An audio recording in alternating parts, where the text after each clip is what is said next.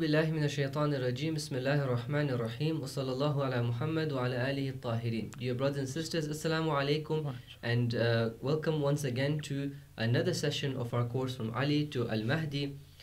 This is the 12th session of the course, and in the previous session we were discussing this whole concept of Ghuluw, this idea of exaggeration, and how there is a possibility that our ahadith were tampered with by the whole movement of the ghulat, the people who had this deviant understanding of the status of the Imam.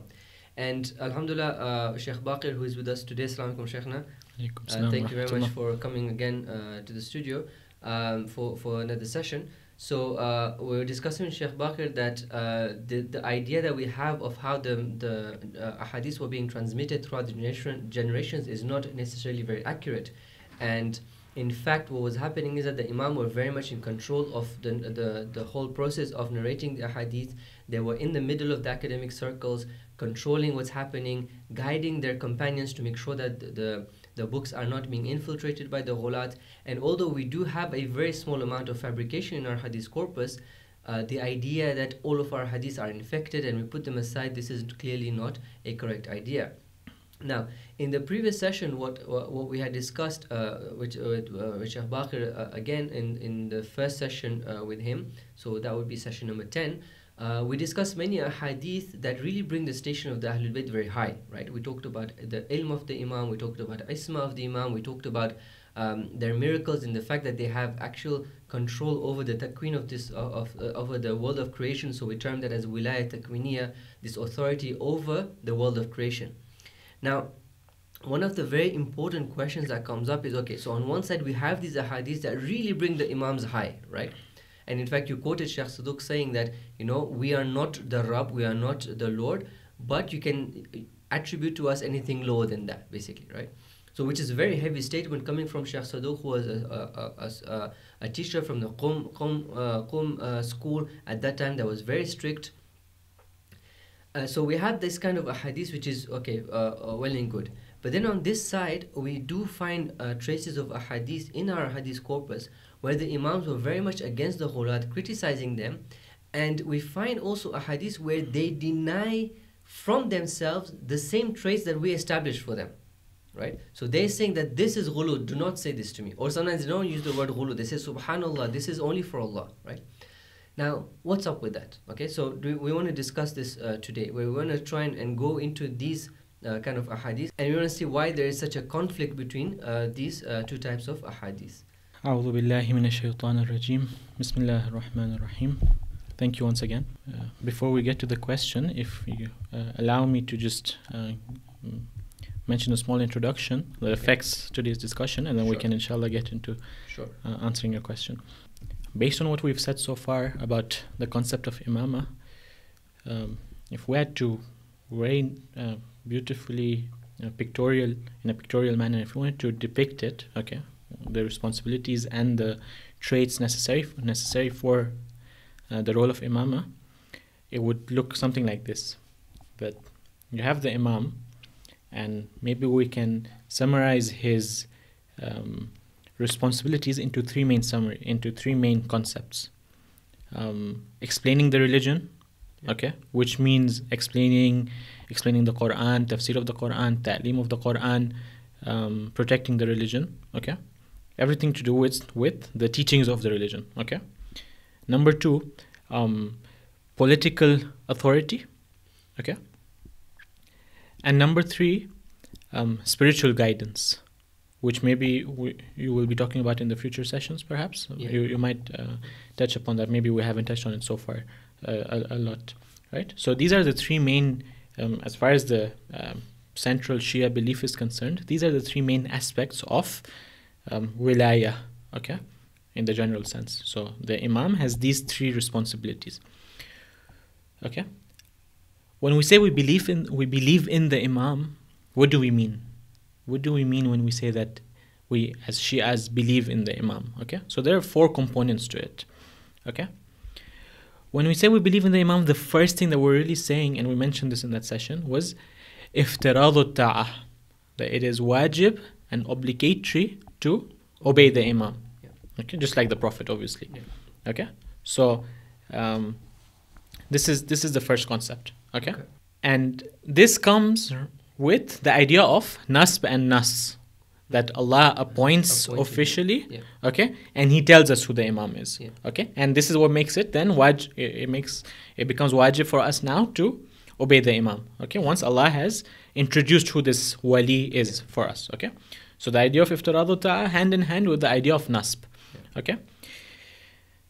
Now this Imam who has been appointed by Allah, and it is wajib for us to obey him, okay, for him to be able to carry out his responsibilities, he has three main characteristics, the fundamental characteristics, okay, that we've spoken about. Ilm, isma, and the ability to perform miracles, or what we termed as al-wilaya takwiniya, okay. So these three put together is what makes this Imam whose obedience is obligatory, and we find out that the Allah subhanahu wa ta'ala has appointed him. So this allows the Imam to be that exact, perfect representation of Allah's message and His guidance. The Khalifatullah, yes. The Khalifatullah for mankind. Yeah, okay. So this is our understanding of the Imam, in the Shia belief, right? Okay. Now, all these questions now that come, and the question that you've posed, we'll see that they're aimed and they're focused at these. Okay? And maybe when we're concluding, we'll join the dots together. But let's start right now. Ilm is again one of the very crucial ones. Okay? So you asked us why the Imams seem to negate ilm al-ghaib from them, for example. Right? Okay? So from these three characteristics that we're looking at, okay, ilm, isma, and wilaya takwiniya, we can perhaps claim that ilm is the most prominent characteristic. Why? Because isma is something internal. Okay, you can't tell by looking at a person what this isma is. Same goes for wilaya takwiniya. In fact, this reminds me of one of the early scholars. One of his arguments of in terms of isma and that Allah chooses the Imam. One of his arguments was that because the Imam has to be a ma'soom, and no one knows who's a ma'soom, and therefore only Allah knows it, so He appoints him, which is very interesting. Right? Yeah. Okay. So isma is something internal. You can't tell, right? You can't tell. Okay. An individual might not be a ma'soom in this sense of it. Okay.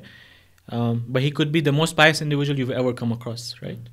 And we have individuals like that. Kind of person as well. Yeah. And no, we have, right? When you look at our maraja, okay, we know that they're extremely pious, but they're not necessarily ma'soom in this regard. Yeah, they're still a mukhlis, for example, many of them, right? Okay. In opposite to mukhlas, which was purified by Allah. Yeah. In that sense, Okay. Then you have a wilaya takwiniya. Again, the ability to perform miracles and have control over the laws of nature and the takween, okay, and existence, okay.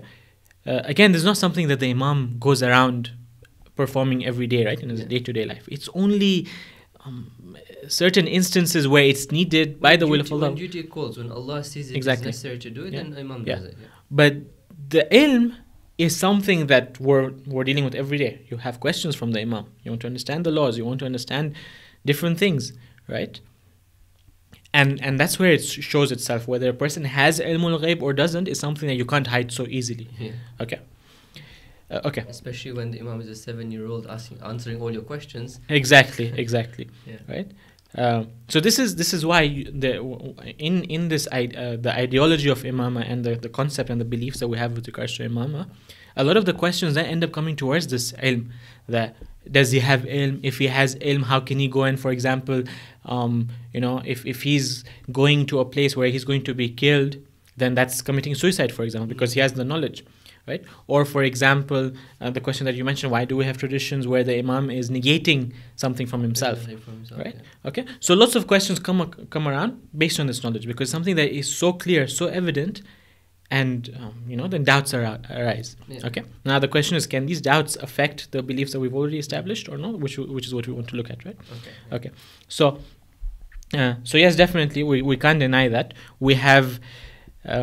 Lots of tradition, not lots. We have traditions at the end of the day where the Imam negates ilm al-ghaib from himself. Okay, so in Nahj al-Balagha, I think sermon number 186, is being said that some of the companions told Imam Ali alayhi salam that so this individual is telling Amir al-Mu'minin alayhi salam that some of the companions are saying that لَقَدْ أُوتِيتَ يَا أَمِيرَ الْمُؤْمِنِينَ عِلْمَ الْغَيْبِ the companions are saying that you have been given ilm al-ghayb. So فَضَحِكَ alayhi salam, Imam Ali laughs, and then the Imam says that what I just did, and if I spoke from if I revealed something or if I said something, there's no ilm al-ghayb. This is something that he who had knowledge has taught me. So the Prophet has taught me. There's no ilm al-ghayb. So he's rejecting. And then he mentions verses of the Quran, and then he says, this is ilm al-ghayb, not what I have. Okay? So again, the Imam is rejecting ilm al-ghayb from himself. Mm-hmm. Okay? Then again, there's another tradition where a companion is telling the Imam, Imam Kadhim alayhi salam, that إنهم يزعمون أنك تعلم الغيب. The people believe and they assume that you have علم الغيب. And the Imam is like, he starts shivering, and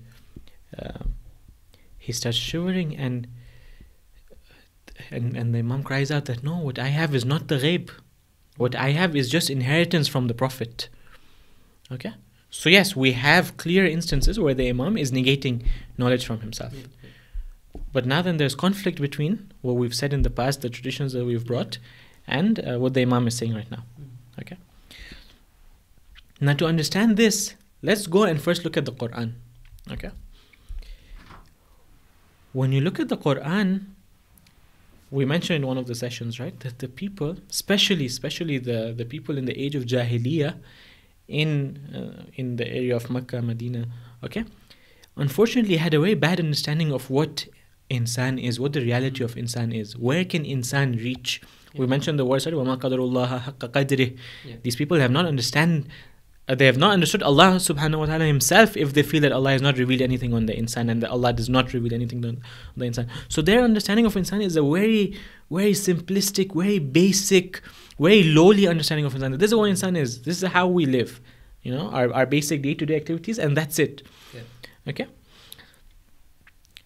At the same time, so now imagine you have the Prophet and he comes to you and he speaks to you about teachings, spiritual teachings, noble teachings, and he talks to you about reaching Allah subhanahu wa ta'ala, serving him, servitude, obedience, yeah, and becoming a true servant and Abdullah, right? And he brings the Quran, he speaks from the ghaib, right? He brings messages from the ghaib, from the unseen.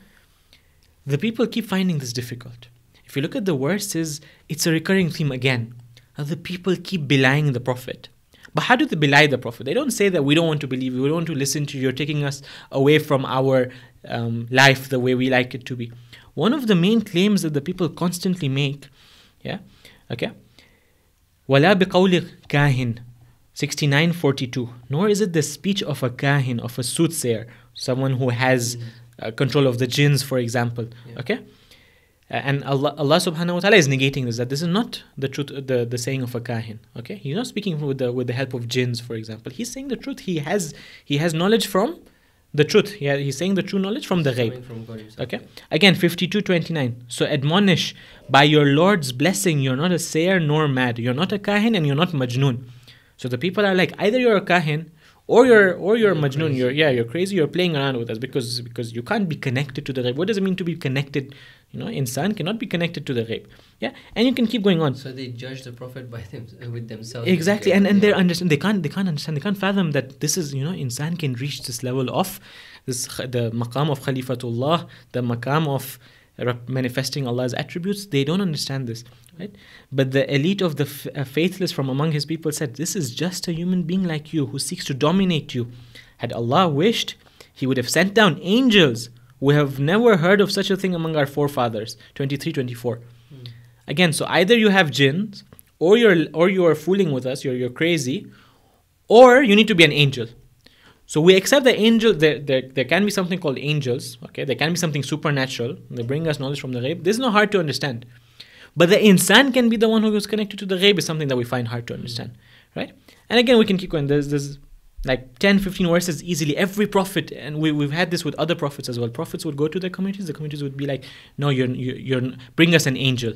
Yeah, and that's where the idea of miracles come in as well, right? Show us a sign. If you're really something from the ghaib, exactly. So we accept that you're really from the ghaib, right? Okay. So this is established now. Okay.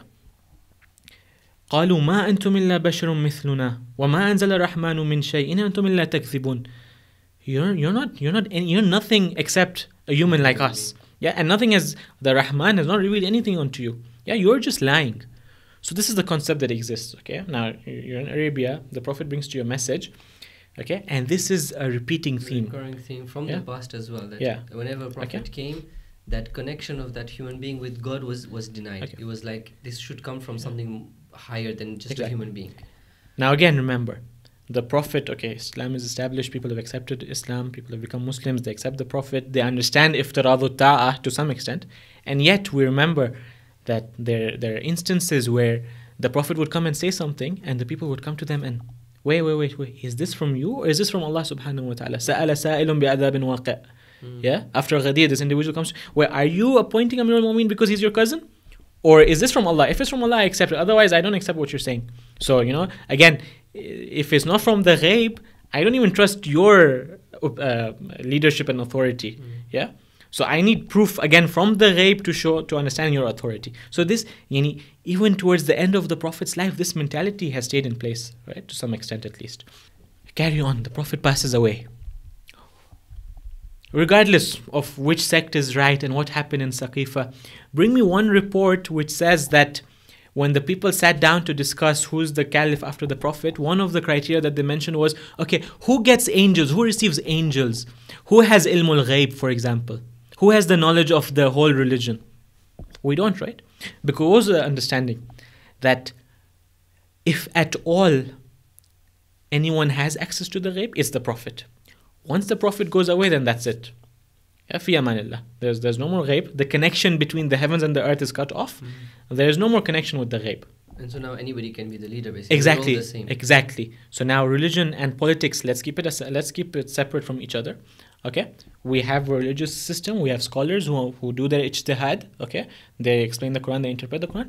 But the political leader has to have its own criteria. Okay, we're not looking because there's no ilmul ghaib, there's no authority given by Allah subhanahu wa ta'ala who understands the religion as it is.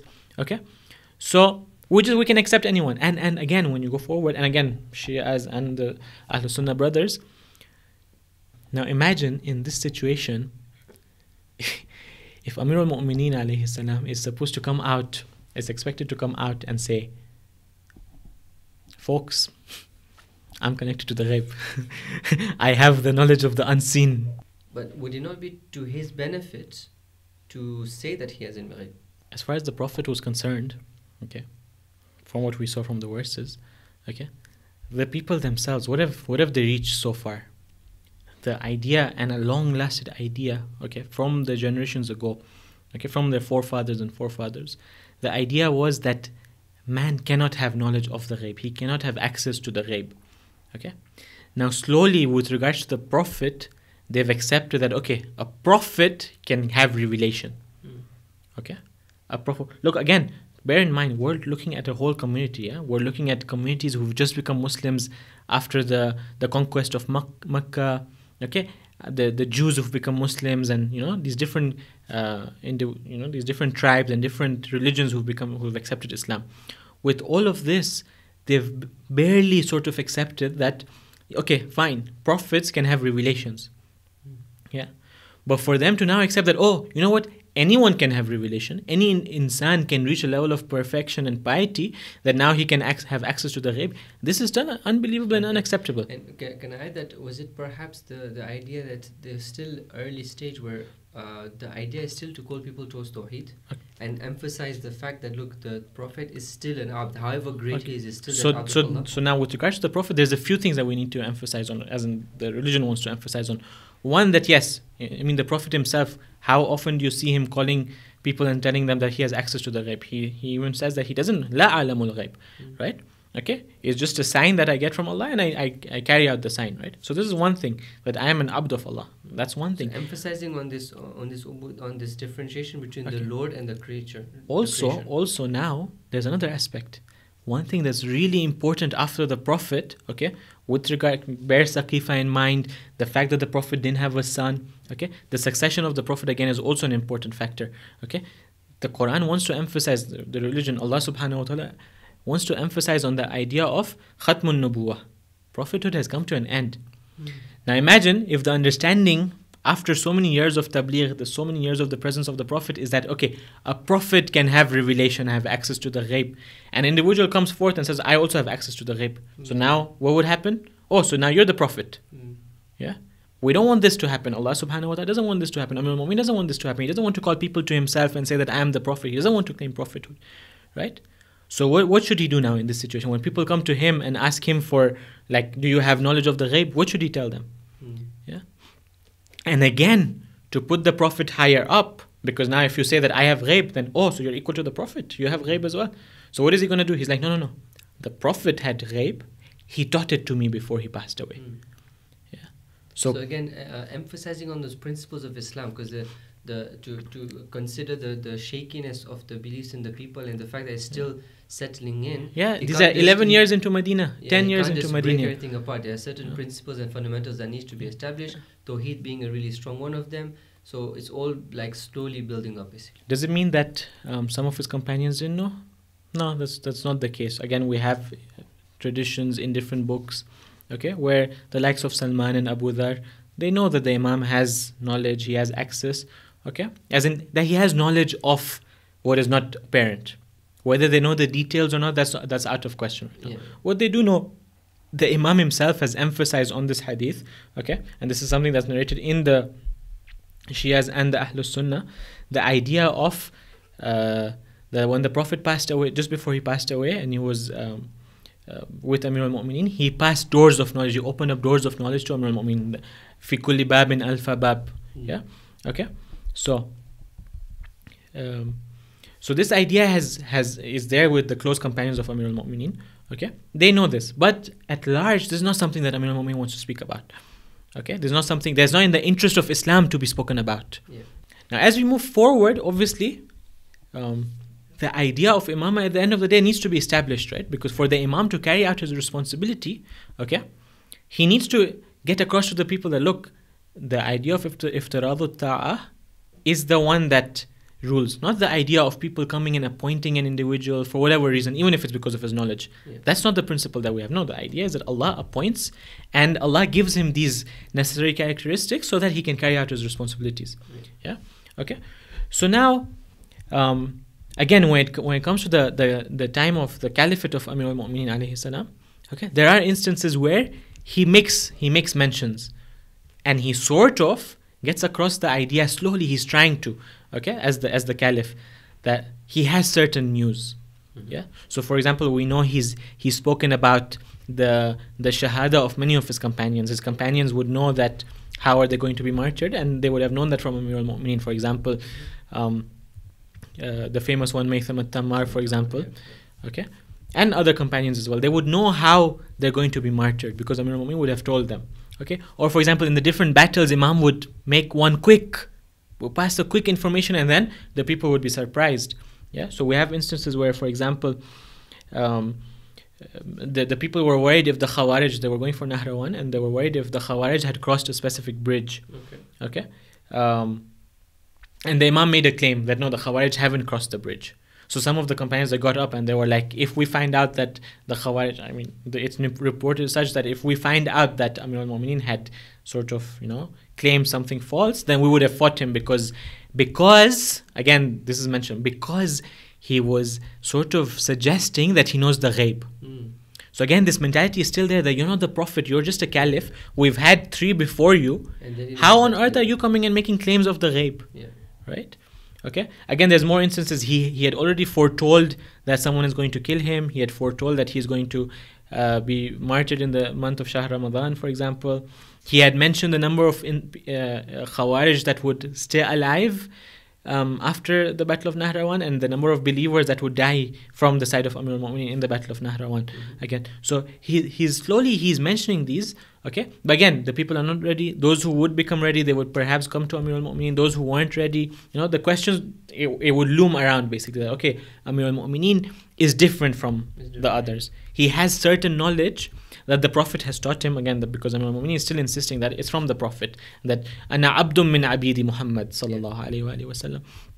Yeah. So this idea is still looming there, but Amir al-Mu'mineen is trying to get across very slowly, very subtly, that look, it's a reality, you can't deny it. Now, as we move on, okay, let's pass through the turmoil during the times of Imam Hassan, Imam Hussein alayhi salam, Imam Sajjad. When you start reaching the time of Imam Baqir alayhi salam, Imam Sadiq alayhi salam, again with what we've already explained about how they were working with the community, they were working with the Shias, they were educating the Shias, they were training the Shias. Okay, the companions that they had, the number of companions who were infiltrated in the community, they could get across the teachings to the Imams. Now this idea is slowly seeping in. Okay. Also, after everything that's happened in Karbala, we know that generally the Muslim society was in a shock. Okay. We know that the Muslim society now, all of a sudden, they there was a sort of awakening, slowly, obviously, and this kept going on for centuries, right? Decades and centuries. Okay, that in the name of Imam Hussein alayhi salam, people would rise, people would, do the unexpected, in the sense that they would go fight systems, they would make uprising, they would make claims. Okay, so, but the point that I'm trying to make right now is that after Karbala, the attention has all of a sudden moved to some extent towards the Ahlul Bayt, slowly, obviously, right? Then Imam Sajjad starts working with people, Imam Baqir, Imam Sadiq. Ashura was a big event that really shook the people. Yeah, right? Exactly, and that's what it was meant to be, right? Yeah. So now Imam Baqir and Imam Sadiq alayhi salam are finding that opportunity to now expand on the teachings of Imamah. And we saw, right, when we were speaking about Imamah, the sifat that we were speaking were from the traditions of Imam Baqir, Imam Sadiq alayhi salam, and then all the way to Imam Ridha and even the later Imams. Yeah. Okay. So now again we see traditions, two sides to traditions. There are instances where the Imam rejects the ghaib, okay? Because again, bear in mind also this, right? The Quran is also we read those verses, right? The Quran has said that la ya'lamul ghaiba illa hu. Allah has said in the Quran that no one knows the ghaib except him. Yes, again we mentioned this, right? It's easy for us today now to reconcile the verses, but everyone wasn't a faqih at that time. Right? Okay. And again, the mentality that no one has access to the ghaib. So now Imam Baqir and Imam Sadiq alayhi salam as well, in front of the common public, they will never come and do tasrih that they have ilmul ghaib. And in itself, this terminology, we had said in the start as well, we don't want to use this terminology. Because it seems like it's got this conflict with the Quran. Putting yourself at par with God, basically. Yeah. So basically, can we say that the idea was that when you use the concept ilmul ghaib, you're sort of claiming something that's exclusive to Allah. Exactly, that's the understanding. The concept is there for the Imams, but the Imams don't want to use a terminology that makes them look like they're competing exactly. with Allah. But until now, the idea is that the people are still slowly starting to learn, right? So now what happens is Imam, in the initial years at least, the Imams are still not saying this clearly, okay? So what happens is, this is a very interesting, very beautiful hadith, okay? So Sudair is narrating this, okay, and he says that he and Abu Basir and a few other individuals, Yahya al-Bazzaz and Dawood bin Kathir, were in a session with Abi Abdullah alayhi salam, and it was a large gathering. The people, Imam Sadiq alayhi salam came out, okay, and then he says, يا عجبا لأقوام يزعمون أن نعلم الغيب ما يعلم الغيب إلا الله عز وجل. Okay, so the Imam comes out and he tells them that I'm surprised at these people who think that I know the ghaib. No one knows the ghaib except Allah. Again, look at the reference to the verse of the Quran. No one knows the ghaib except Allah subhanahu wa ta'ala. Okay, and then he says that I was looking for my slave, okay, and she ran and she hid, okay, and فَمَا عَلِمْتُ فِي أَيِّ بُيُوتِ الدَّارِ هِيَ, and I didn't know in which room she's hiding, for example. So I had to look for her. I didn't know where she's hiding. Okay, and so he's giving an example of the fact that he doesn't have ilm al-ghaib. So now what happens is that Abu Basir and Sadiq, and these are again close companions of the Imam. So they're a bit like, wait, what just happened? We know that the Imam knows the ghaib. Like, why? Again, it's the same question that we're having right now. Why isn't the Imam negating himself? So they go out, they're walking, and then they meet one of the other companions, and they're like, this is what the Imam said. Okay? So they get together again. Now these three companions, they go to the Imam on their own. The Imam is not in that big gathering alone now. Okay, so they're only with these three companions. Okay, and then they ask the Imam that, like, why are you rejecting the ghaib and stuff? So now the Imam starts explaining that, have you read the verse of the individual who had ilmun min al-kitab? Yeah, referring to Asif ibn Markhiyah, Prophet Sulaiman, who brought the throne, right? So he says, yes, I've read the verse. And so he said, what did he have? He had ilmul min al-kitab. Also, have you read the verse of the individual who has ilmul kitab? So he says, yes, I've read that verse as well. The Imam tells him, that is Amir al-Mu'minin alayhi salam, and we have inherited the ilmul kitab. And the ilmul min al-kitab was like a drop in the ocean of the ilmul kitab. Okay? So again, what is he saying? He's concluding that yes, he does have that. What you are asking, I do have that. But I'm calling it ilmul kitab. So he's not terming it. Yeah, and it's not again the point that we had made. It's not independent. It's not don't think of it that I have this because of who I am and it's independent of me. No, it's in fact because of the book of Allah subhanahu wa ta'ala. Because I have the knowledge. Allah has given me knowledge. Because Allah has given me the knowledge of His own book, which He has revealed. Because I have the knowledge, because Allah has given me the knowledge of the reality of this book, is because of this that I have this knowledge and these other characteristics. Yeah. So you see this shift, and you see how the difference in terminologies and the language, that the Imam is also taking care to avoid this misconception, misrepresentation, and then for someone to come and now say, oh, the Imam said he has ilmul ghaib, so he himself is claiming to be God. Subhan. Yeah. So it's very interesting how Imam is careful to use these words, right? And we as well, when we're talking about the Imam, obviously we always know this, but it's good to re-emphasize this faith in us, that when we put the Imam so high, we're never putting them at par with Allah, and this is really important. And in fact, none of us ever do that, right? Shias don't do that. Even when we speak to the Imam, let's say for example, we do dua and tawassul and all that, we never see them being at the station of Allah. And the Imam is clearly doing that as well, trying to teach us this method of thinking about things, that yes, they have attributes that we think are for Allah only, but with the perspective of independent and dependent. Yeah. So now, just to quickly conclude, what happens then? The Imams, instead of using the concept of ilmul ghaib, what they would do is that they would use alternates, basically. So we mentioned one, right? We said that the Imam would say that he's inherited from the Prophet. The idea that Amir al-Mu'minin inherited from the Prophet, and then each Imam would pass it down to the next Imam. Yeah. Again, the idea that they had the knowledge of the book, ilmul kitab. Okay, so this is again one of the oft repeated themes in the riwayat about the Aimma, that they had the knowledge of the book, which allowed them to be, they had the ilmul ghaib, and they'd be the ma'asum as well. They would refer to them as the ulama as well. They're the alim. So sometimes in fact, in times of taqiyya, when the narrators or the scholars would want to write letters to the Imam, or they would want to narrate from the Imam, they would say qala al-alim. For example, with regards to Imam Kadhim alayhi salam. Knowledgeable one said, but they know that, okay, this knowledgeable, al-alim, for example, okay, or even alimin, but they know that, okay, we're talking about the Imam, we're in a period of taqiyya, we can't take the Imam's name, so we would use the word alim, okay. And then one of the words that the Imams would use, for example, would be the idea of mufaham, someone who's understood. Yeah, someone who's understood the Quran, someone who's understood the religion. So these were different. The idea is basically there were different alternate. If you look in the riwayat, you have many different terms that the Imams would use.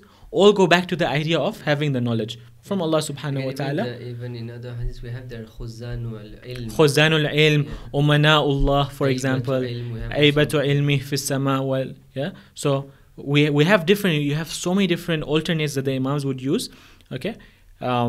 To refrain from using anything that gives the idea that maybe they're at par with Allah subhanahu wa ta'ala. Also interestingly, some of the ghulat, so we spoke about the ghulat, right? And one of them was Abu al-Khattab. Yeah. So interesting, the Imam mentions in one of the riwayat as well that what was the core issue with Abu al-Khattab? فَلَمْ يَدْرِ مَا تَأْوِيلُ al-Imam wal-Nabi, for example, that he couldn't distinguish between these two positions, because he had understood that, okay, the Imam has this knowledge, okay, and that the Imam has this knowledge, okay, but at the same time he was like, okay, wait, the Prophet has this knowledge, and the Prophet receives angels. How can the Imam also receive angels, for example? How can he be mukhtalaful malaika, for example? Okay, so now, malaika meaning the person, yeah, so we say in Zahir Jami, right, Assalamu alaikum ya mukhtalaful malaika, yeah, those who the angels descend upon them, or they come and go forth, yeah. Or even Surah Inna Anzalna, for example, right? تنزل الملائكة والروح فيها بإذن ربهم من كل أمر. Yeah, right? So that's to do with the Imam of the Khalifa.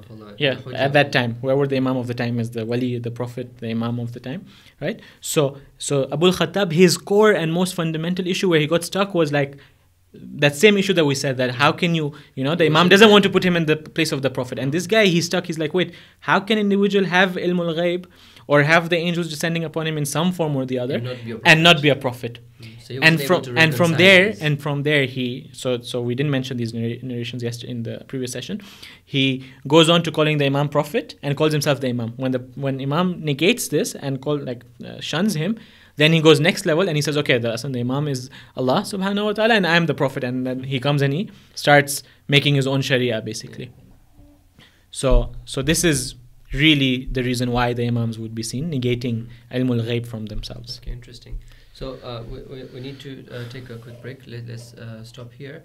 I still have a question regarding this, again, of Imam denying himself. So you said he's denied ilm al-ghaib from himself, but there's a few other ahadith that we can discuss regarding the same thing of Imam denying these traits from himself. But let's take a short break. Let's have a few moments of rest, and then we can come back and continue the discussion.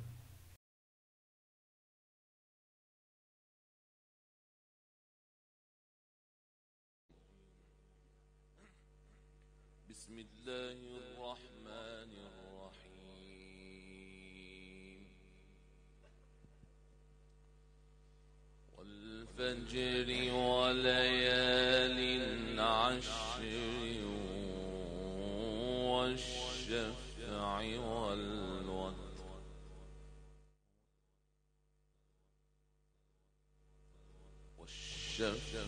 والوتر والليل إذا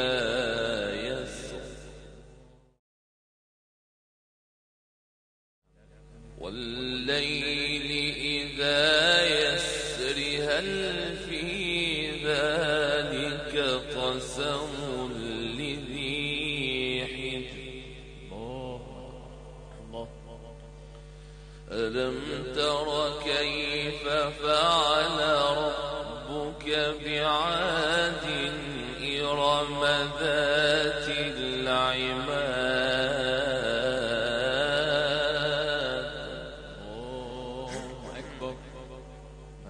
إرم ذات العماد التي لم يخلق مثلها في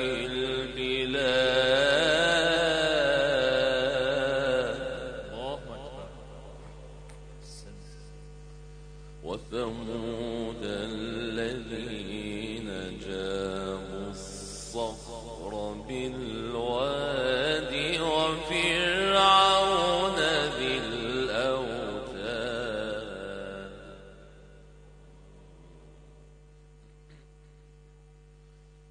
بسم الله الرحمن الرحيم والفجر وليال عشر والشفع والوتر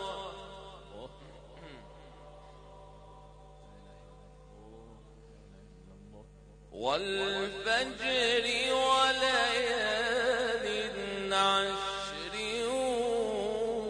والشفع والوتر والليل إذا يسر هل في ذلك قسم لذي حجر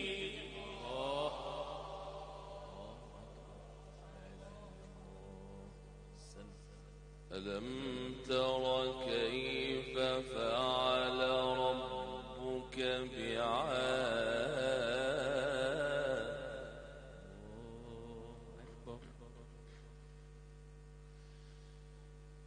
إرم ذات العماد التي لم يخلق مثلها في البلاد وثمود الذين جابوا الصخر بالواد وفرعون ذي الأوتاد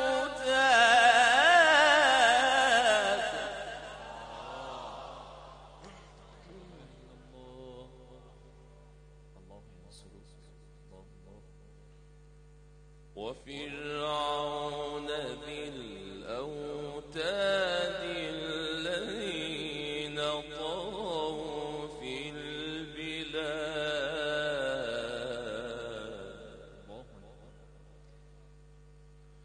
فأكثروا فيها الفساد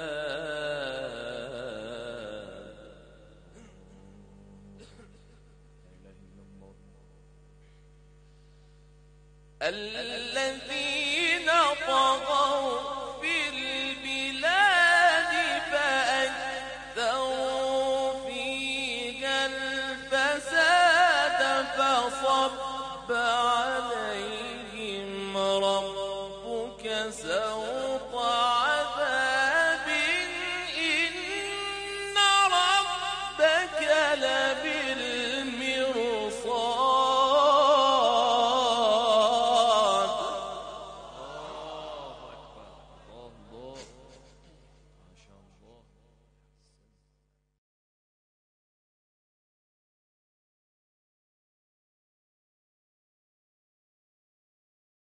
Bismillah ar-Rahman ar-Rahim. Dear brothers and sisters, Assalamu alaikum and welcome back to the session where with Shaykh Baqir talking about some of the aspects of Ghuluw and the narrations of the Imams where they seem to be rejecting the traits that we have established them to have. So it's sort of the idea that, look, we are coming and claiming that, oh Imams, you're like this, and Imam saying, no, I'm not like that, right? It sort of sounds like this. And we're trying to bring evidence that the Imam from the Quran and the Aql and the Ahadith that the Imam have a certain station, but we find that in certain Ahadith, Imam is rejecting and denying these attributions to him. So when it comes to ilm al-ghaib, we already found that no, in fact, Imam, it is true that in certain cases Imam says, I don't have ilm al-ghaib, but then there are many other places that show clearly that he does have that kind of ilm, but he doesn't call it ilm al-ghaib, he calls it something else. And we can maybe put it in this way that he's denying the word ilmul ghaib because that's something that that's attributed to Allah, but the same concept he's giving to himself, maybe to stop people from thinking they are deities, or to give them the attribute of prophets and so on. So there are many reasons why this could have been, but it's pretty clear that they do have this ilmul ghaib because we have narrations that show that they basically have ilmul ghaib, and they themselves have also many times admitted that they have this kind of knowledge that Allah has given them of the ghaib, right? This is more accurate. Okay, but there is this other hadith that we've come across, and those who study these topics in the Hawza would have come across this hadith. Should I read the hadith? Go for it. Yeah, okay. So it's a hadith that Kashib brings in his book, and basically just to put the setting, two companions of the Imam, Ibn Abi Ya'fur and Mu'alla ibn Khunay. So Mu'alla was a khadim of Imam. So they're having a discussion about the reality of the Imam. So Ibn Abi Ya'fur says, قال Ibn Abi Ya'fur al-awsiya'u ulama'u abrarun atqiya, that the awsiya, meaning the successors of the Prophet, are ulama, they're scholars, they're abrar, they're virtuous, and they're atqiya, they're pious. So basically he's saying that the successors of the Prophets are these qualities. They're scholars who are pious and virtuous. On the other side, we see that قال Ibn Khunais al-awsiya'u anbiya, that the successors of the Prophet themselves are Prophet, anbiya. So the narrator is saying that, and by the way, I forgot to mention that this narration has a sahih sanad. And so the narrator is saying that these two companions thought, okay, let's go and present this to Abu Abdullah. So فَدَخَلَ عَلَى أَبِي Abdullah, they went to Abu Abdullah. فَلَمَّا اسْتَقَرَّ مَجْلِسُهُمَا قَالَ فَبَدَأَهُمَا Abu Abdullah. That when they went to Abu Abdullah and they sat down and everything, Imam Sadiq started speaking, right? So they haven't yet said anything to Imam Sadiq. He just sat there and started speaking to them. He started. فقال يا عبد الله. So Imam Sadiq is saying, O Abdullah, so he's addressing Ibn Abi Ya'fur, O Abdullah, أبرأ ممن قال إن أنبياء.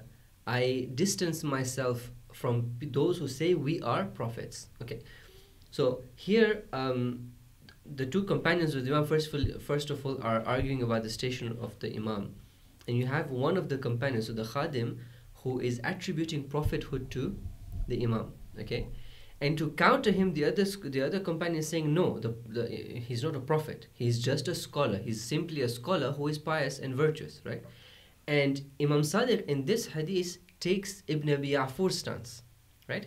He says we don't accept that, we move away from that. Okay, so again this hadith suggests that Imam Sadiq actually agrees with the view that they are not prophets, and that they are these kind of normal scholars who are pious and who are muttaqi people. So yes, this is a good hadith. It's a good hadith. It comes up in this discussion of Ghuluw generally, and like you mentioned, it raises a question at the end of the day that the Imam, at face value, the initial conclusion that anyone would make is that the Imam is proving the concept of ulama abrar atqiya, that the Imams are pious scholars and they're not ma'soom, umana Allahu fi khalqih, aminullah fi ardih. Yeah, so this raises a question. When we look in our ziyarat, we see that this is not the only hadith really. Yeah, we have so many ziyarat where this idea has been mentioned. For example, it's from Shaykh Tusi, صل على محمد وآله الطاهرين الأخيار الأتقياء الأبرار الذين انتجبتهم. الأخيار الأتقياء الأبرار الذين انتجبتهم. So the best, the noblest, the most pious, the ones that you have selected. Okay, so point number one, that this is the first response, that there is no conflict between these two things. As far as these the ziyarat, for example, or some of the traditions and some of the ziyarat, they suggest that yes, at the end of the day, the Imam, he is ma'soom, but he is also a scholar, and he's the best scholar. Yeah. He's pious, and he's the most pious. Having that perfect ilm means that he is a scholar. So you can tell him that yes, he's a scholar, but he's the most scholar. He's a scholar, but he's been appointed by Allah. It seems that the narrators of a hadith have not seen any issue in this, that there's an internal conflict in the hadith, because when you're saying they're ulama abrar, they can't be those that have been appointed by Allah subhanahu wa ta'ala. So first of all, it doesn't seem that the scholars have seen any conflict, and we have many of these traditions where the Imams have been referred to as ulama abrar. But again, what's interesting is that some scholars seem to have taken this tradition, and sometimes they like to bring across the idea that no, what we've said about the sifat of the Imams is not true, because the Imam is negating that he's a prophet. And what we've claimed so far is that the sifat of the Imams are similar to the sifat of the Prophet, except la nabiyya ba'di. Yeah, well, lasta bi nabiyyin, the Prophet telling that you're not a prophet, okay, but the sifat are similar because they have same responsibilities, right? So these individuals will come and tell you that you've said that. Now when someone is coming and saying that he's a prophet, the Imam denies him and sort of accepts that he's ulama abrar, so he's rejecting the sifat of the Prophet as well, right? So now how do we respond to this, right? Okay, again, now some of the responses that we can make over here, okay? Yeah. First of all, the Imam didn't say that he is ulama abrar. So let me put it this way, if ulama abrar really means any pious scholar who does his ijtihad to explain the deen, if that's what we understand by ulama abrar, the Imam hasn't said that he's ulama abrar. He's only said that he's not a nabi. Yeah. And this is what exactly we said in a few minutes ago, right? When we're in the first half of the session, that the Imams never wanted to call themselves prophet. The station of prophethood, nubuwwat and risala is specific to the Prophet. Yeah.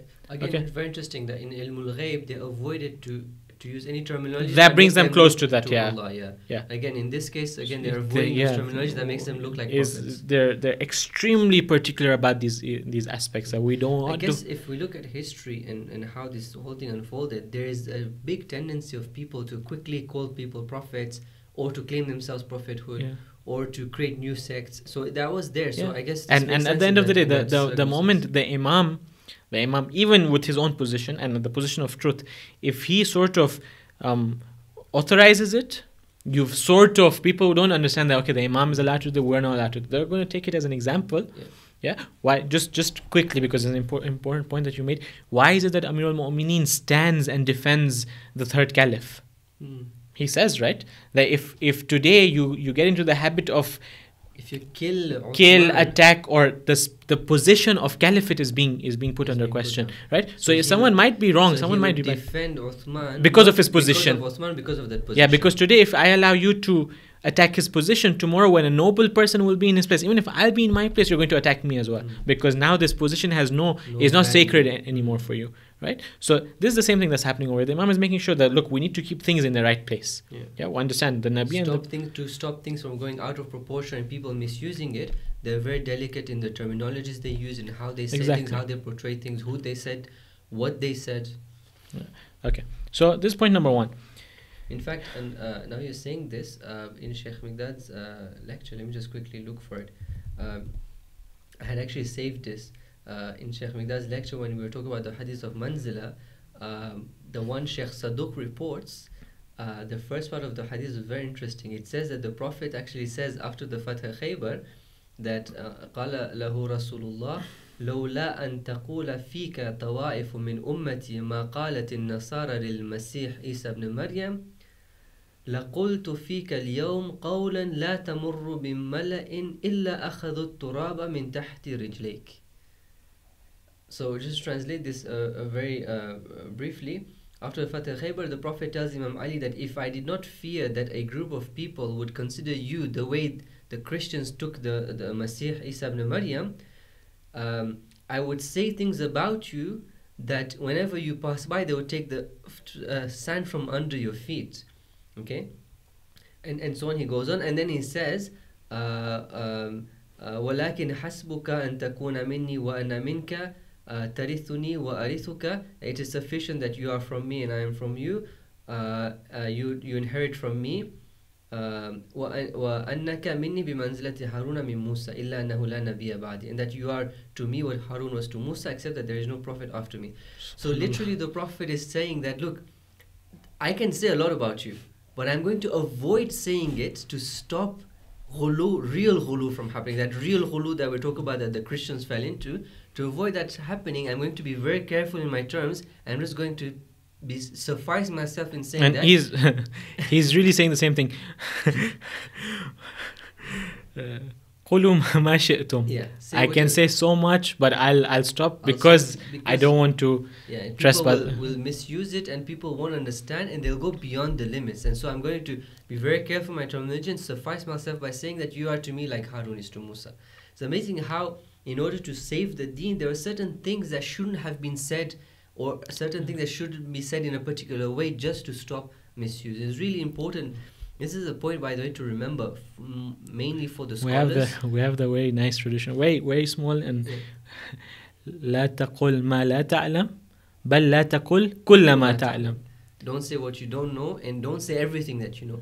This is a very important point, both for scholars, speakers, those who go on the mimbar, those who are academics, and also for the general public, that we need to know what to say, when to say it, and to whom to say it. And this is something that's rational, right? You don't just go and say everything to everyone. You have to think about who the person is you're talking to, the repercussions, and speak according the implications to their understanding. Think of the repercussions, the implications of that, how they would understand it. These are really important aspects which the Prophet and the Imams have taught us in the way they have dealt with these issues. It's something we really need to keep in mind.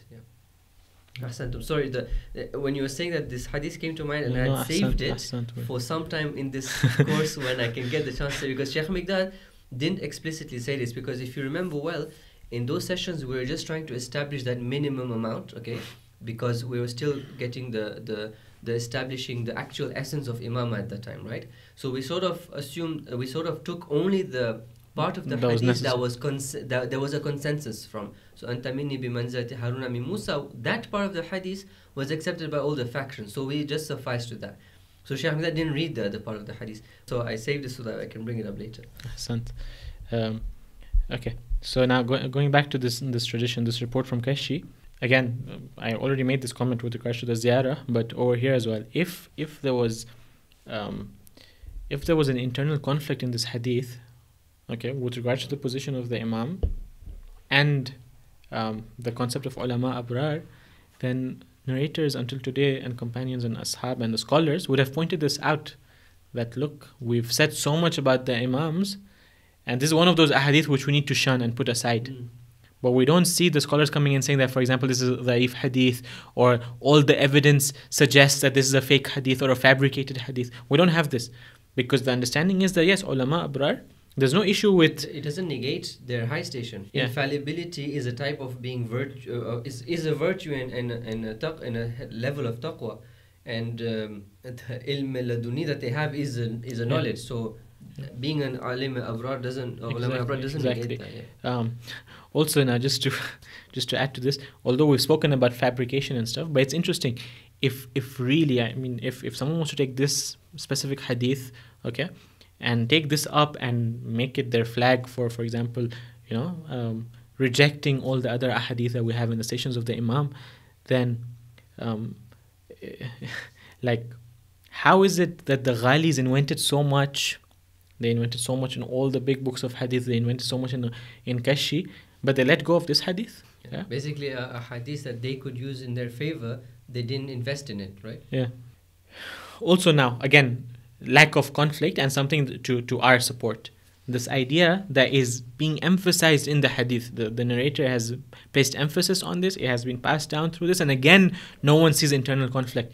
The narration says, فَبَدَأَهُمَا Abu Abdullah alayhi salam. Abu Abdullah starts off straight up. So the companions reach. Imam is in this setting. He's not in the situation. He's not in the position where he knows in the apparent what's really happened. Yeah. But the moment they come, he starts speaking and he tells them that I distance myself from those who call the Anbiya. Yeah. So is he not doing? Look, there's two ways he could go about this. Let's assume our theory that the Imam really has the knowledge of the unseen, right? Now there's two ways the Imam can go about this. He can say, look, Mu'alla, don't call me a prophet, but I have all his sifat because I'm carrying out his responsibilities. But what happens in this case? There's a good possibility that just the fact that Imam has said, I have the responsibilities and the traits of the prophet, someone will distort this, spread it out, and then what happens is, Abu Abdullah alayhi salam said that I'm a prophet, or I have the sifat of the prophet. And another sect starts. Yeah, Sadiqiyya, for example. Yeah. Okay. So this is one option. The other option is the Imam makes it clear that, look, I have knowledge, I'm showing it to you. But by acting it out, exactly. Yeah. But yeah, I'm not a prophet. Yeah. Don't call me a prophet. I don't want to be called a prophet. Yeah. So again, when you put all these things together, it's clear what the hadith is saying. Since we're in the discussion anyways, let's make 2-3 interesting points just to again expand on the understanding. And remember we mentioned the dynamics of the belief in imamah. There's in the centrality of the belief in imamah goes back to the nasb, the appointment by Allah subhanahu wa ta'ala, and the iftirad al-ta'ah. Yeah. And we said that this requires certain characteristics, right? Ilm and isma and so on and so forth. Yeah. Why would someone want to negate any of these others? Okay. Now this is interesting. There's one time you're sitting with someone. Let's say you're a Shia. You're sitting with someone from the opposite sect. Okay, from a different sect. Okay, and you're debating. What's the first thing he's going to do when it comes to imamah? He's going to come and put iftirad ta'a and nasb under question. He will, for example, come and question Ghadir. He will question the verse of wilaya, for example, Ati'u Allah wa ati'u Rasul wa lil amri minkum. He'll reject these. The way you're interpreting them, he'll interpret it differently. Yeah. Okay. Why? Because he's like, look, I don't want to accept Imam. I'm going to stand outside your sect and I'm going to say that this never happened. You're making a mistake in your interpretation. We don't accept the sanad, we don't accept the hadith, we don't accept any of this. Right? We don't accept your intellectual arguments as well. Sorry, there's no need of an imam. Yeah. So what if the earth is cut off from a hujjah? So what if there's no link between the heavens and the earth? Yeah, this is how they would argue. Now there's one time an individual feels that, look, this is not going to work. None of these arguments actually holds strong. I mean, we've alhamdulillah, by the grace of Allah subhanahu wa ta'ala, Tashayyu has held its ground for 14, 15 centuries, right? So there's always this other route. You come inside, okay, and you reject. You try and bring in evidence here and there. You bring in the idea of fabrication. Okay, you bring in the idea that, look, we don't have this concept of supernaturality. There's no supernatural beings. Okay, you bring in the understanding that the people had. Yeah, so you bring in some of these verses as well that that's talking about those times, and then innama ana basharun mithlukum. You bring in some of these verses. You put wilaya takwiniya under question. For example, you bring in la ya'lamul ghayba illa hu. For example, you say, oh look, no one has knowledge of the unseen. Yeah, so you bring in these concepts. Okay, you talk about the imams making mistakes, you talk about the prophets making mistakes. Okay, you slowly put under all of these under question. Okay, once you do that, what are you left with? You're left with a shallow version of imamah. You're insisting that look, there was ghadir, there was insistence that the imam is the representative of the prophet, but what is he? He's just a mujtahid. He's a scholar. He's a pious scholar. The prophet suggested, please appoint him. I think he's very good. He's my cousin. I like him a lot. He's pious. He's God-fearing. I think Ali is good, but if you people come to a different conclusion, then go for it. I don't want to say anything. And I guess the reason you're saying it wouldn't be binding because what's so different between Ali exactly. and Hassan and Hussein in contrast to the other people? At the end of the day, because how long we read that verse, right? That the hadith, the Imam was complaining that how is it possible that you believe that Allah has made ta'ah if muftarad and wajib on someone and He's not given him the knowledge of the religion? How is it possible? Yeah. So today, how long can you follow someone for so long and never question him? Never question him in the sense, never challenge his authority. Yeah. At one point, someday you'll be like, look, you're making a mistake. Yeah, what you're saying doesn't make sense to me. Yeah, it doesn't make sense. Why should I follow you? You've studied it wrong. You can't interpret the Quran properly. I don't understand the way you understand. I don't see things the way you see things. I'm more modern. I have more knowledge. I've studied science, for example. Right? Why should I follow you? Right? So when you take aside the ayyadnahu bi ruhil qudus, that Allah has how He's helping and supporting the imam so that they can carry out their responsibilities. Yeah. When you empty his back of these characteristics, what is left with is a very shallow understanding of a political leader, for example, who is a good scholar as well. Yeah, basically, the word imam here becomes just a leader. A leader. For example, he can make mistakes. Yeah. He might not know the Sharia at times. Yeah. And so this is something very interesting. So this was one point I wanted to make. Another interesting point is basically. So just to quickly summarize, so what you're saying is that if we are to believe in imamah, this is a whole package that comes together. The concept of imamah only stands strong if it comes with the sifat, right? Without the sifat, the roles can't be met. So if a person denies this, he's technically denying the essence of imamah. Yeah. These two go hand in hand. And again, and we've seen that actually throughout the course. I've referenced it many times. That every time we talked about the essence of imamah and the role of imamah, it would just come out of me. The sifat would come out of me. Yeah, so the requisites of the prerequisites of being an imam are these characteristics, because the way you can't carry out these responsibilities. Yeah, without these characteristics. So they come hand in hand. It's a part and parcel. Two sides of the same coin. If exactly. you deny one side, you're forced to somehow deny the others, or be in a very awkward position where you have a belief in 12 people who are as normal as other people. Yeah. There's nothing different about them, and for some reason, what makes them special? Yeah, what makes them special? Why should you follow them? Yeah. So basically, imamah and the roles and the traits come together. Basically. Yeah. Okay, so now just even because we said we want to look at the different dimensions of of these discussions, like the intellect, the Quran, the Hadith, and wherever possible we get into the historic dimension as well. So very quickly,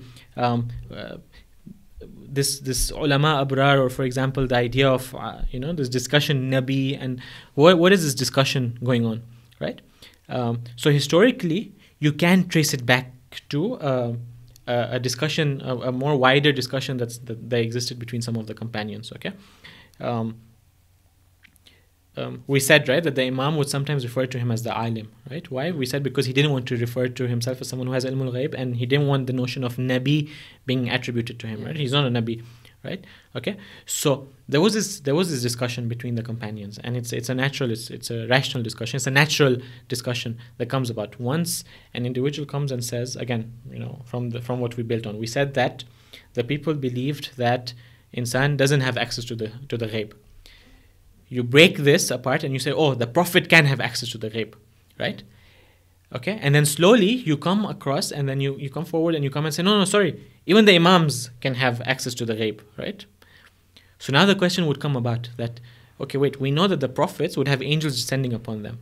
Okay, what about the imams? How do the imams have access to their knowledge?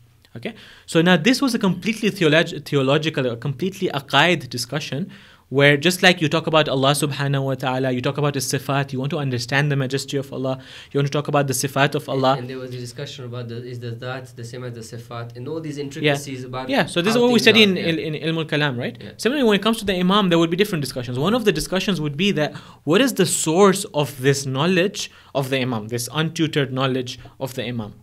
So you can at least trace three ideas that existed between the close companions of the Imam. So there were some companions who came to the conclusion. Again, we said, right, where okay, let me explain the different opinions. Okay, so there was one opinion, okay, from the companions of the Imam that suggested that, look, the Imam inherits from the Prophet. Okay, which we already spoke about, right? The alfa bab fi kulli bab in alfa bab, right? So there's 1,000 doors of knowledge, and every door opens another 1,000 doors of knowledge. So some people took this and said that, okay, look, the Imam doesn't have any angel descending upon him. Okay, that's specific to the Prophet. What the Imam does have, and what he has said himself, is that he has inherited everything from the Prophet, or he has ilmul kitab, he has the knowledge of the book taught to him from the Prophet, and now he has this everything. But not that zahir of the book, not just the apparent of the book, that real knowledge. So, of the some I came across one or two instances who suggested that maybe the Imam might sometimes even be doing ijtihad. Okay, some of these companions they had their own arguments and reasoning, right? So some had these, yet they would still insist that at the end of the day, the Imam, even if he does his ijtihad, he always comes to the right conclusion. So his ijtihad, Allah sort of guides him and makes sure that he does the right ijtihad. Again, this didn't stick, okay? This ideology didn't stick, so but it was an initial idea that existed between some of the companions. So we said in a previous session that at the end of the day, the ulama and the companions, despite their difference of opinions in certain things, the crux of the matter was they didn't, and they always accepted it's established. The matter. It's about how it works. Yeah, out. And now they're not trying to establish, prove or disprove. What they're trying to do is explain how. Explain how it works. So they're trying to understand the reality of this. That, look, there's an individual, okay? He's taking it for granted that the angel doesn't descend upon the Imam. So now how on earth can he have knowledge of the book?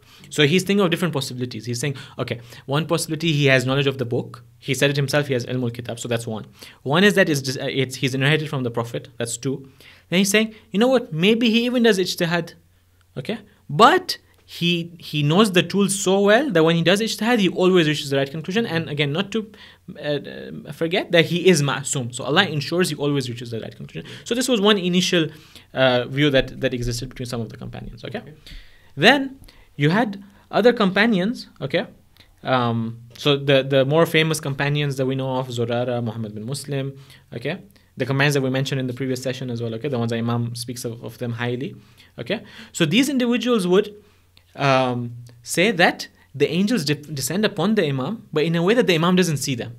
So the difference between the Nabi and the Imam is such that the Nabi sees the Prophet, sees the angel and hears the angel, but the Imam only hears the angel. He cannot see the angel. Okay, and they would refer to this notion as ulama abrar.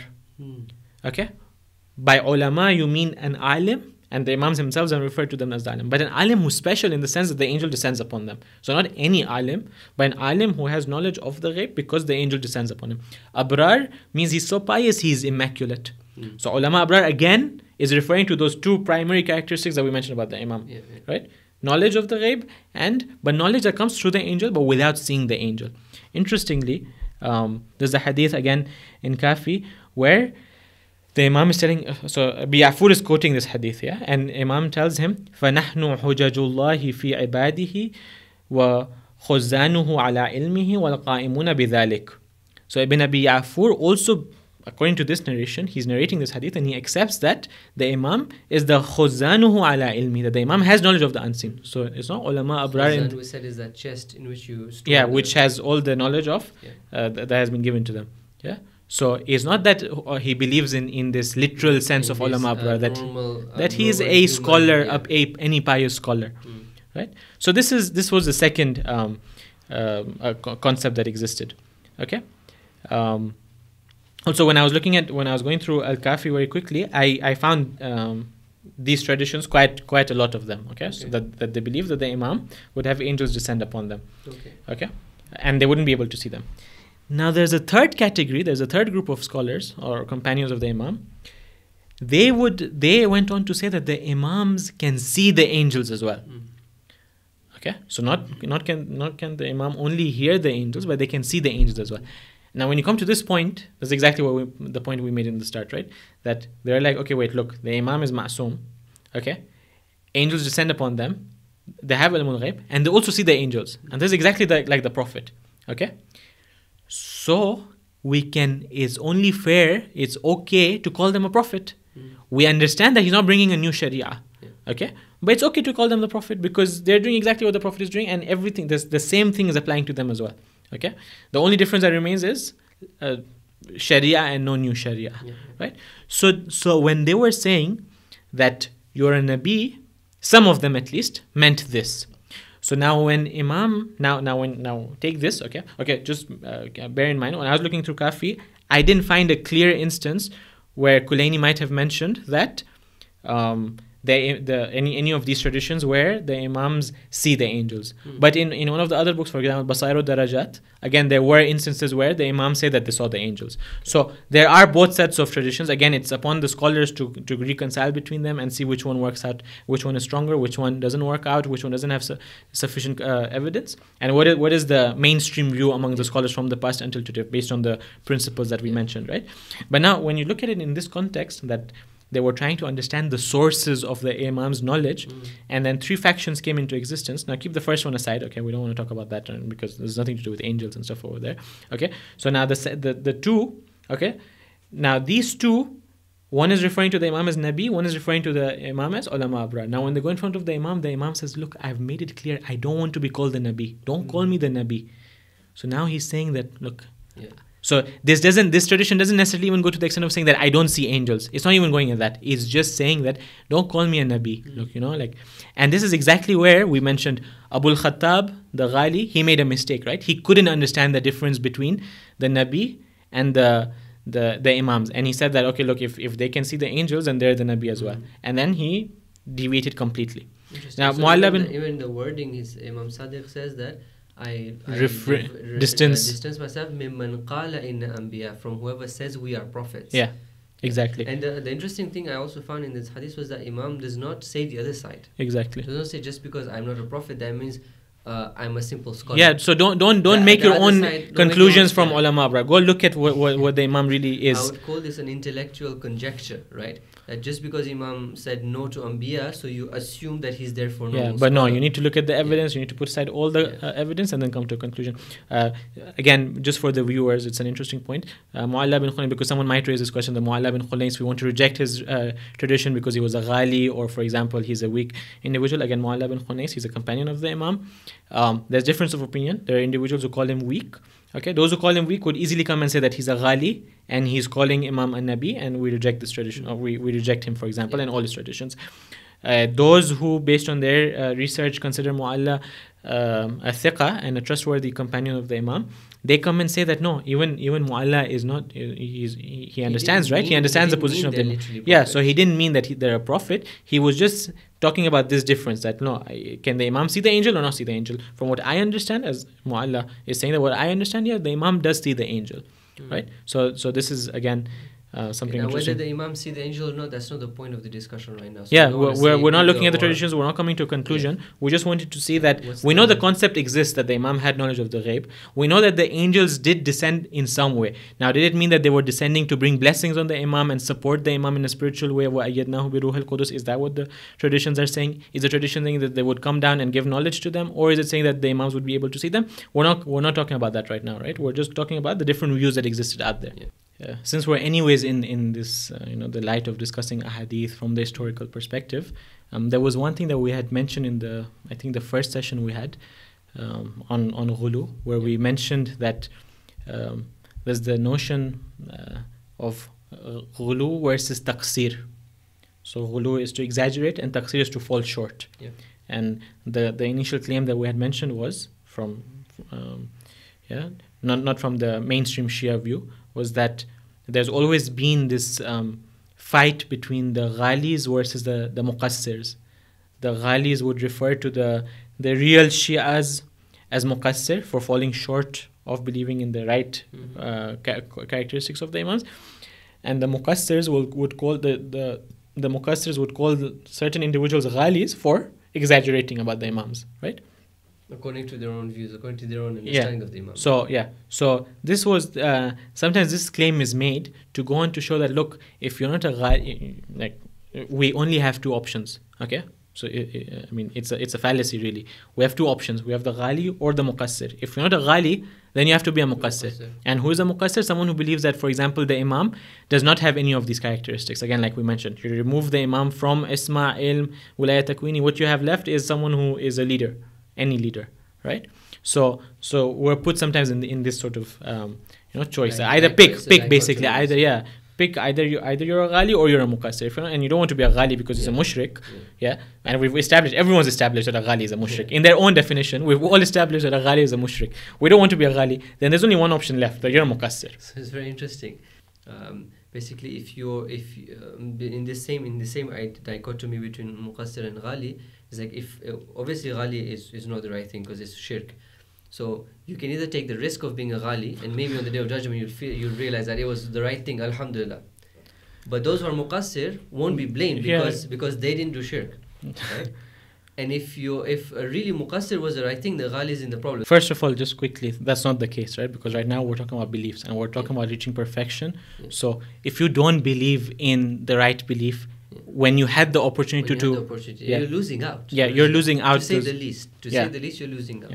Okay. Not to mention that what else would you believe in, and what else are you going to end up doing? That's a different question altogether, right? Okay. So now putting that aside, because we're coming to an end to the discussion on ghuluw, so I thought maybe it's a good thing that we look into the discussion of taqsir as well. And like, is there really this dichotomy, ghuluw and taqsir? Like, again, we turn to the imams and we ask the imams, what do the imams have to tell us in the ahadith, right?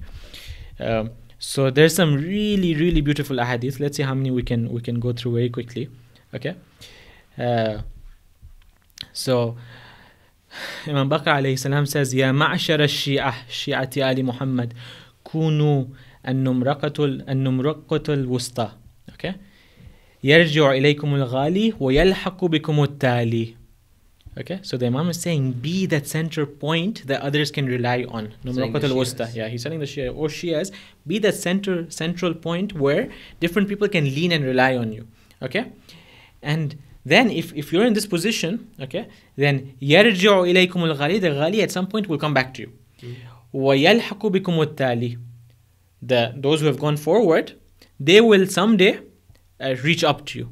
Okay, so the Imam is clearly from the start. This is the time of Imam Baqir alayhi salam. Again, we said the ghuluw started somewhere at this point, right? So the Imam from day one is making clear that, look, yes, okay, fair enough. There is the idea of ghuluw, and we're going to fight it, but don't fall short.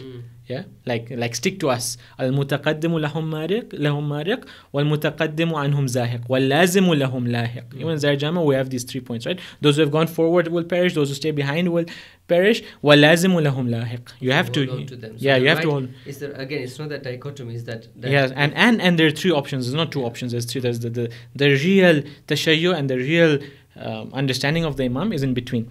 Okay, so there's more to this hadith. I'm skipping. It's very nice. Okay, the same tradition. This narrator asks the Imam who is the ghali and who is the tali, and he explains. The Imam explains to him, and then the Imam concludes saying that فقال والله ما معنا من الله براءة. By Allah, we do not have any sort of pact with Allah subhanahu wa ta'ala such that we will make you escape the fire of hell, bara'a from the fire of hell. We do not have anything such like this. Okay, ولا بيننا وبين الله قرابة. And there's no relation between us and Allah in the sense that we're his relative. Okay, ولا لنا على الله حجة. We don't have any hujjah or any authority on Allah subhanahu wa ta'ala. Okay, ولا نتقرب إلى الله إلا بالطاعة. We do not get close to Allah subhanahu wa ta'ala except through obedience. فَمَنْ كَانَ مِنْكُمْ مُطِيعًا لِلَّهِ تَنْفَعُهُ وَلَايَتُنَا. Those who obey us for the sake of Allah, our wilayah will benefit them. وَمَنْ كَانَ مِنْكُمْ عَاصِيًا لِلَّهِ. So he's talking to Shias. But وَمَنْ كَانَ مِنْكُمْ عَاصِيًا لِلَّهِ, those of you who disobey us, okay, لَمْ تَنْفَعُهُ وَلَايَتُنَا. Our wilayah will not help them. وَيْحَكُمْ لَا تَغْتَرُّوا وَيْحَكُمْ لَا تَغْتَرُّوا, woe upon you, don't get fooled by the idea of wilaya sajda. You can do whatever you like and then, forsake the wajib and haram and the sharia and just say that, okay, we love the Ahlul Bayt. That doesn't suffice. Yeah. Okay, so there's some really beautiful ahadith like this. Okay, this one talks about fabrication. Okay, so Imam Ridha alayhi salam says that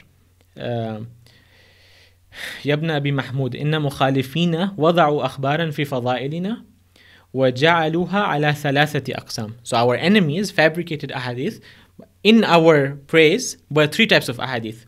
Okay, so the enemies fabricated ahadith, but 3 types of them. Okay, so أحدها الغلو وثانيها التقصير وثالثها التصريح بمثالب أعدائنا. And the third kind, so the first is ghulu, traditions of taqsir, where they fall short of our station. And the third one is where they're openly cursing our enemies. Okay? Which causes problems to them, basically. Yeah. Okay? So then he goes on. فإذا سمع الناس الغلو فينا كفروا شيعتنا ونسبوهم إلى القول بربوبيتنا. Okay, so when the enemies, or when the people outside of Tashayyu, when they see these traditions of ghulu, they criticize our ashab and followers, and they call them kafir and mushrik, and they're doing ghulu. Okay, and that they're associating uluhiyya and rububiyyah to the imams. Okay, وإذا سمعوا التقصير اعتقدوه فينا. When they see traditions of taqsir, then it's easier for them to accept the imam. So now forget the fact that they're enemies, but it is possible sometimes that a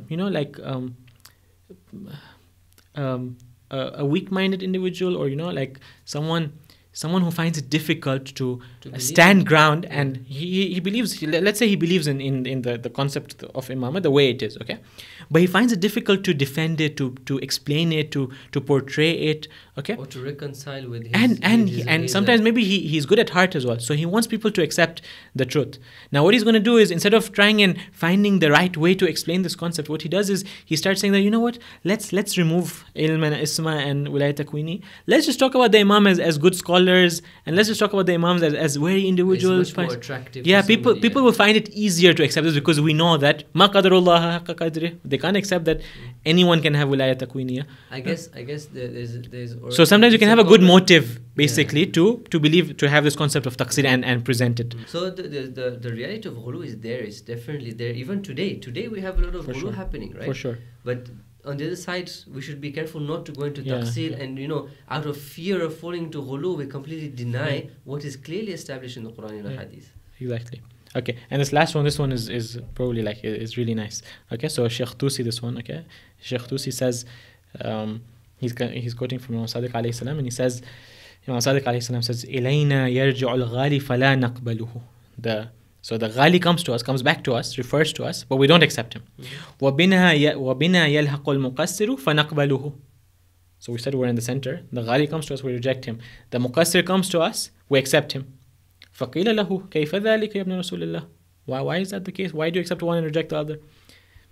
So Imam says, لأن الغالي قد اعتاد ترك الصلاة والزكاة والصيام والحج فلا يقدر على ترك عادته. He is so used to forsaking the Sharia, now you cannot make him stick to the laws and abide by the laws and carry out the wajibat and muharramat. So the literally he's become a sinner. He's become so used to this life of sins and freedom, absolute freedom, no servitude, no obedience at all, that he can't accept us. He'll say that he loves us, but that's all. He won't be able to go further than that with us. So he won't really be able to stick with us. Yeah, so he goes on to say, فَلَا يَقْدِرُ عَلَى تَرْكِ عَادَتِهِ وَعَلَى الرُّجُوعِ إِلَى طَاعَةِ اللَّهِ عَزَّ وَجَلَّ أَبَدًا. He will never be able to now become obedient to Allah subhanahu wa ta'ala, which is why we also shun him now. Yeah. Okay. So obviously these are the people who've literally reached the peak of that. Yeah. Okay.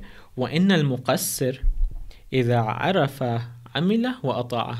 Once the muqassir, who was falling short of our haqq and he was not understanding our reality, when he comes to us and now he realizes, he identifies, he gains the ma'rifah of the maqam and the manzila of the imam, amila wa ata'a. He starts acting according to what we're teaching him, and he becomes obedient.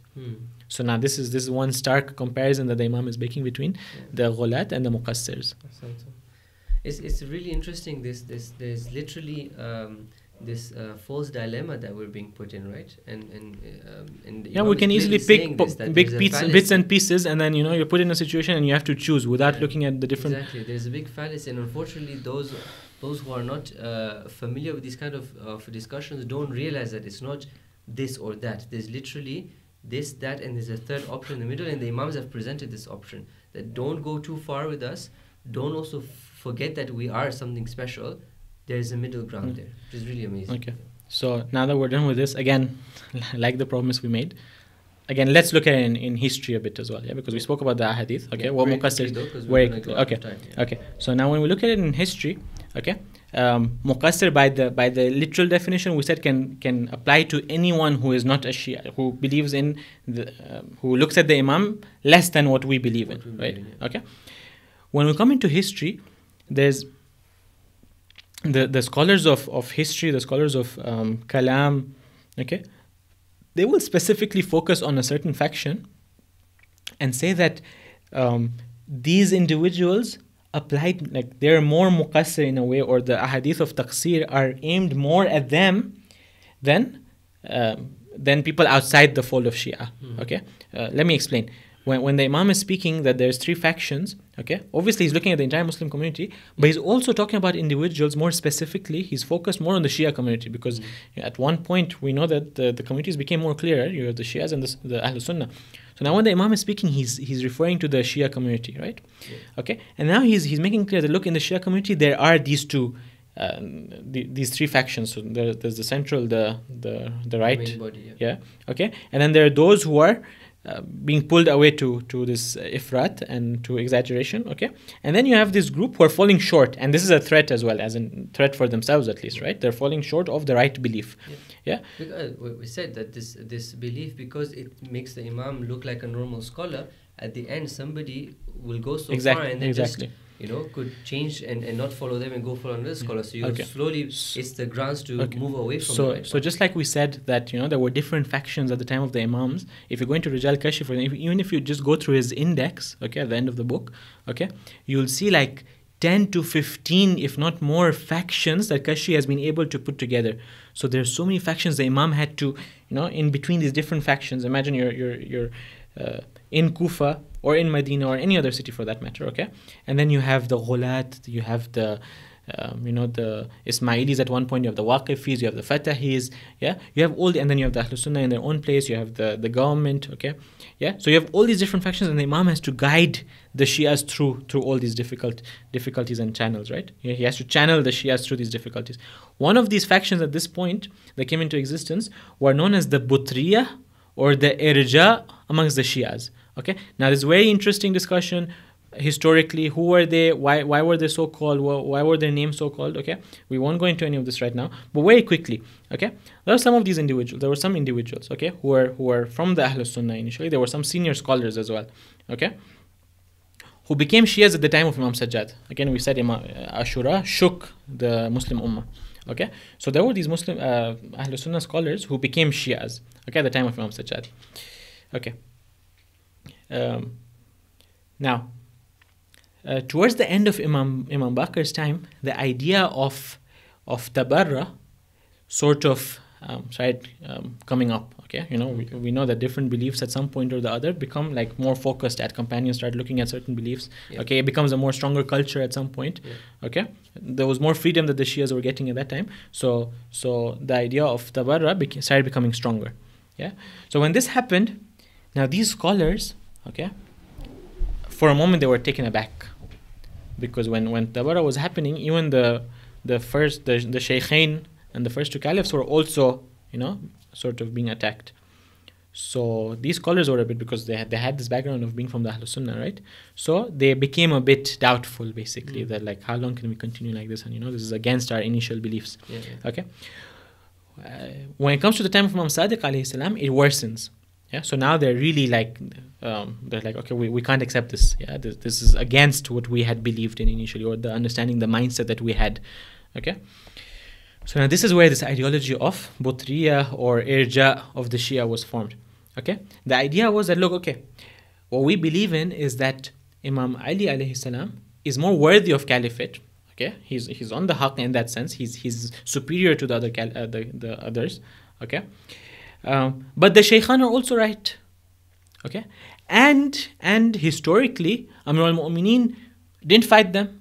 Okay, so we can say that the Imam Amir al-Mu'mineen helped them, he supported them, he approved of them. Why should we come and say something against this? Why should we negate this? We have no right to disregard them. So the idea came into existence. Okay, you have the shaykhan. Okay, and then you have the Imams, Amir al-Mu'mineen, Imam Hassan, Imam Hussain alayhi salam. Okay, so what happened then eventually, okay, now these individuals, okay, so they accept the shaykhan, but they also were politically active. Okay, so they had an issue with the Umayyad system, and they wanted to fight the Umayyad system.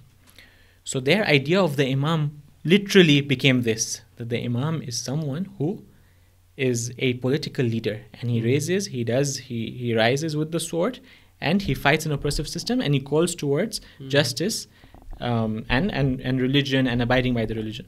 Okay, so these guys sort of became in that boundary Shia Sunnis. Okay, so they were somewhere in between.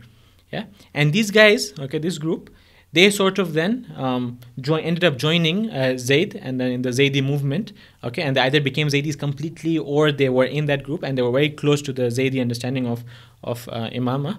Okay, and they even shook hands with Abu Hanifa and Abu Hanifa and the followers of Abu Hanifa. They took they at one point started taking their fiqh from them as well. Okay, so this became a new faction. Okay, now again, when you look at some of the traditions, okay, this approves of the idea that has been given across. Okay, in one tradition, Imam Baqir tells some of these individuals, Salamat bin Kuhail and Al-Hakam bin Al-Utayba. Okay, so these are individuals from the Butriya. Imam Baqir tells them that Sharriqa or Gharriba. Okay, go to the east and to the west, but you will not find knowledge that is possessed by a family where the angels descend.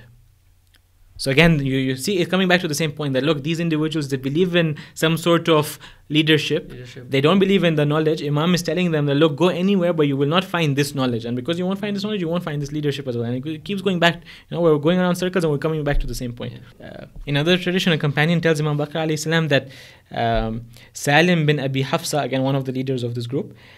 So there's a companion who's telling Imam Baqir alayhi salam, okay, that Salim bin Abi Hafsa asked this companion, have you heard of the hadith of man mata wa lam ya'rif imam zamani mata mitatan jahiliya? So the companion said yes. And Salim bin Abi Hafsa says, who's your imam? And this guy says very clearly that, okay, it's the imams from the Ahlul Bayt. And this guy is surprised and he's shocked. Yeah, and he finds it hard to digest. And Imam Baqir tells his companion that woe upon him, Salim does not know the station of the imamah. Ma yadri manzilat al-imamah. He doesn't know the station of the imamah. And this station is much higher than that which Salim and the people believe in. Yeah. So again, the imam is saying that, look, he believes in some concept of imam. This is not what we're talking about. Yeah. The concept of imam is something far beyond this. But he doesn't understand this. And that's why he found it hard to understand that Imam Baqir and Imam Sadiq are the imam, because he was like, wait, they have not risen with the sword. Yeah.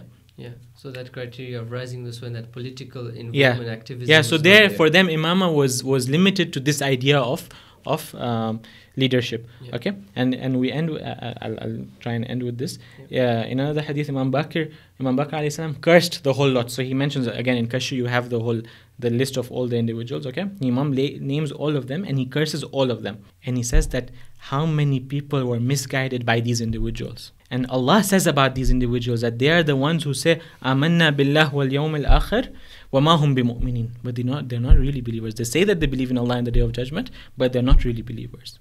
Yeah? So Imam Baqir is then cursing all of them. Again, the point is that, look, all these beliefs that we believe in imamah, again, we've established from the intellect, Quran, Hadith, even history where possible. This is... let's forget we're right. Let's forget that everything that Tashayyu is saying it's right. Okay, let's put this aside. Okay, but this is a school of thought. This is a school of thought that defines itself in this manner. Okay, all the different tools it uses to define itself and explain itself and portray itself is in line with the teachings it's giving out and how it proves itself. Right? Okay, And this is something that has been carried down from the 14, 15 centuries, yeah? From the start until today, this is how it's been. And if you want to talk about being right, then okay, this school of thought has proven itself when it comes to knowledge, when it comes to society, when it comes to politics, when it comes to culture, when it comes to all these different dimensions of Islam. It shows that it's got a theory, it's shown itself, it's proved itself, and it's proving itself, alhamdulillah. Thank you very much. Thank you so much. It was really, really interesting discussion. Again, a lot to learn. Some important questions that come from history and from the hadith were also clarified, so it was very beneficial. Thank you very much, Shaykhna.